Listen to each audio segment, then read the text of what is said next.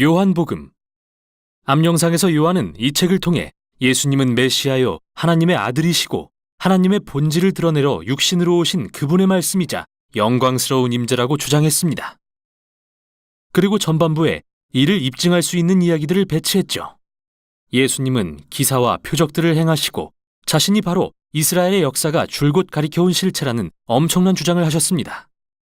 이 모든 주장은 논란과 함께 유대 지도자들의 적대심을 야기하고, 이야기는 예수님이 친구 나사로를 위해 목숨을 내려놓으시는 부분에서 절정에 이릅니다.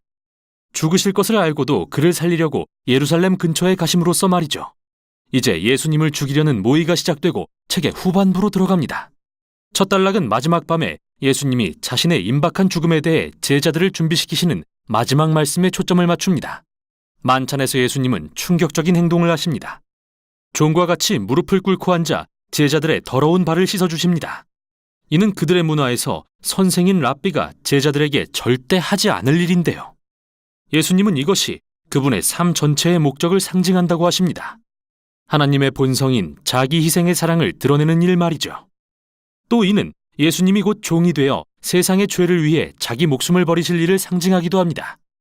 이 행동은 그분이 제자들을 사랑하신 것 같이 그들도 서로 사랑함으로써 예수님을 따르라는 큰 계명으로 이어집니다.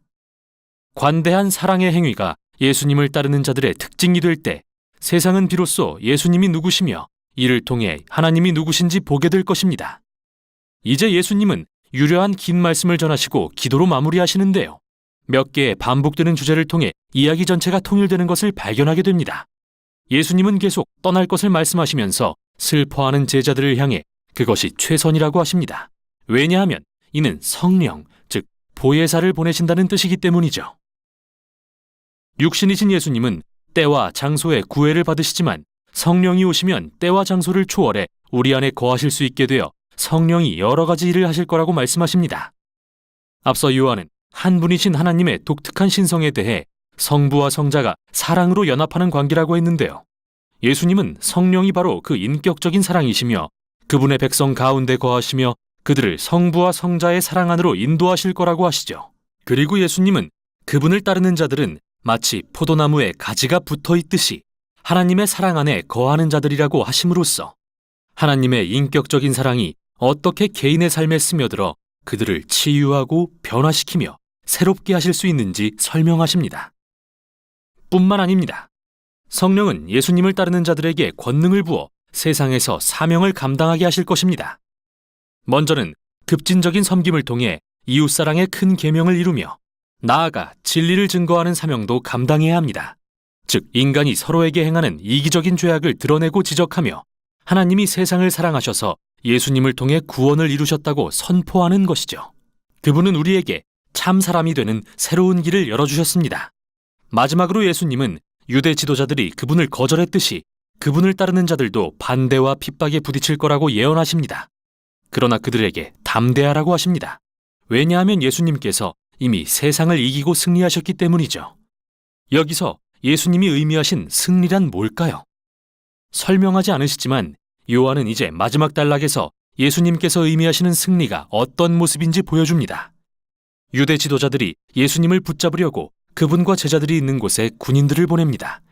그들은 누가 예수인지 물었고 예수님이 나다라고 분명히 밝히시자 놀라 나자빠집니다.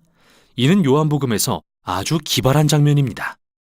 예수님은 이 표현을 두 가지 방식으로 각기 7번씩 사용하셨는데 모두가 예수님에 대한 요한의 핵심 주장을 강조합니다. 나는 무엇이다 라는 말은 헬라어로 에고 에이미로서 출애굽기 3장에서 모세에게 계시되었던 하나님의 언약적 이름을 히브리어로부터 번역한 것인데요. 이는 이사야서에서도 여러 번 반복되죠. 요한은 이 놀라운 표현을 이야기 속 7군데에 전략적으로 배치해 두었습니다. 나는 생명의 떡이다. 나는 세상의 빛이다. 양의 문이다. 선한 목자다. 부활이다. 길이요 진리요 생명이다. 참 포도나무다. 요한은 또 예수님이 단순히 나다라고 말씀하신 7번의 상황을 적절히 배치함으로써 하나님의 이름을 상기시킵니다. 그래서 예수님이 붙잡히시는 상황은 역설의 극치가 아닐 수 없습니다.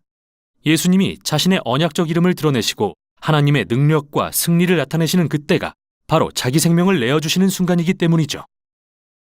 이 일 후에 예수님은 하나님의 아들이자 이스라엘의 왕이라고 주장했다는 이유로 재판을 받으십니다. 먼저는 대제사장 앞에, 다음은 로마 총독 빌라도 앞에 서십니다. 빌라도는 누구든 자기가 왕이라고 주장하는 이들을 간과할 수 없었습니다. 그런 그에게 예수님은 내 나라는 이 세상에 속한 것이 아니라고 하십니다.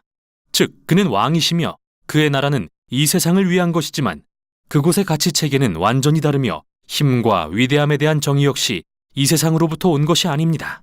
오히려 그분의 나라는 하나님의 성품에 의해 정의되며 예수님의 이른바 거꾸로 된 나라와 그 핵심인 십자가에 집약되어 나타납니다. 십자가는 세상의 진정한 왕께서 자신을 죄악에 내어줌으로써 죄악을 이기신 곳이며 예수님이 자기를 내어주는 사랑의 행위로 승리하신 곳입니다. 그 후 예수님의 시신은 무덤에 안치되고 봉인됩니다. 그 주 첫날 마리아와 다른 제자들이 그곳에 가보니 이상하게도 입구에 돌이 치워진 채 무덤이 텅 비어 있습니다. 그런데 갑자기 마리아 앞에 부활하신 예수님이 나타나십니다. 여기서 예수님의 부활은 요한복음의 또 다른 7가지 양식과 이어져 있습니다. 요한은 가나의 혼인잔치에서 예수님이 물을 포도주로 바꾸신 사건을 예수님의 첫 번째 표적이라고 했고, 4장에서 병든 소년을 고치신 사건을 두 번째 표적이라고 했습니다. 그 후 숫자를 언급하지는 않지만 이어지는 표적을 세어보면 예수님이 자기 죽음을 무릅쓰고 나사로를 무덤에서 살리신 일이 6번째 표적임을 알 수 있는데요. 이 모든 표적은 이야기의 절정인 가장 위대한 7번째 표적, 바로 죽음에서 부활하신 예수님을 가리키고 있습니다. 예수님은 죽음을 이긴 사랑으로 자신이 하나님의 아들이자 모든 생명의 주관자라는 선언을 확증하신 것이죠. 이후 부활하신 예수님은 모든 제자에게 나타나셔서 약속하신 성령을 보내주심으로써 그들을 파송하십니다. 아버지께 받으신 사명이 제자들을 통해 계속 이루어지도록 말이죠. 이제 이 책의 후기는 세상에서 계속되는 예수님을 따르는 자들의 사명을 살핌으로써 결론을 맺습니다. 몇몇 제자가 고기를 잡으러 나섰으나 아무것도 잡지 못합니다.